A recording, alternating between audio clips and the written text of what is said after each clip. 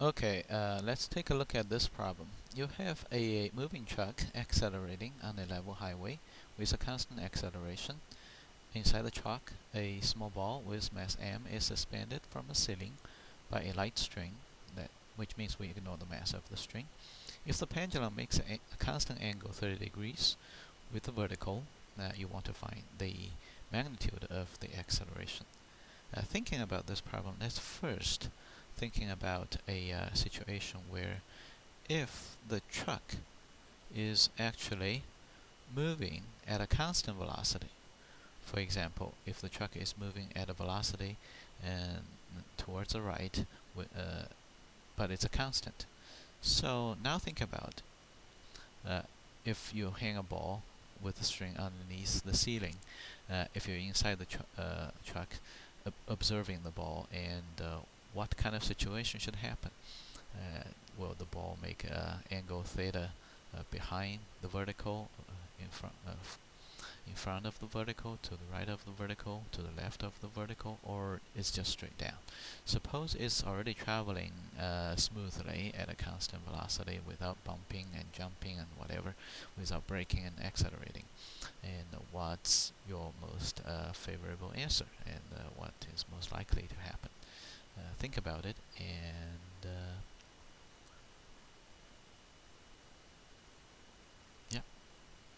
Okay, let's take a look. And for this question, a lot of people intuitively still think if you're moving and you're sort of dragging the ball. So we have been seeing a lot of answers in A, and we haven't seen much in B. And also people argue about C, because when you're moving at a constant velocity, and you really don't need something to drag in the forward direction, so the thing can be just straight down hanging there.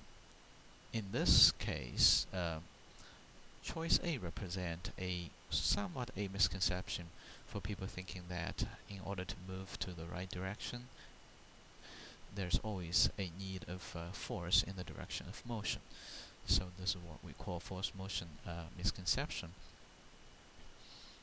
Since this ball and the truck together are not accelerating, so they're moving at a constant velocity together.